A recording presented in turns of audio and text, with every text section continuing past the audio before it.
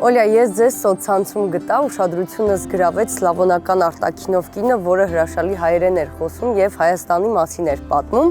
Կպատմեք մի փոքր ձեր մասին, ինչպես Սոչիից հասաք Երևան։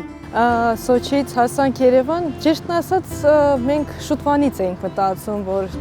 պետք է տեղափոխվենք Հայաստան, որովհետև հաճախ էինք գալիս ու շատ էինք սիրում Հայաստանը։ Սոչիում կյանքը ոնց որ արդեն տխուր էր, վերջի քաղաքն է Ռուսաստանից, հենց փակ սահմանով ու մի քանի անգամ եկանք արդեն մտքերով, որ պետք է տեղափոխվենք, վերջում հավաքեցինք մեր շորերը ու եկանք։ Օլյա, Երևանում ռուսական դպրոցներ կան, բայց դուք որոշեցիք, որ ձեր երեխաները պիտի հայկական դպրոցում սովորեն։ Հա, մենք երկար ենք մտածում, ճիշտն ասած մտածում ենք կարող է իրանց համար շատ ստրես լինի, որովհետև իրանք հայերեն չեն իմանում,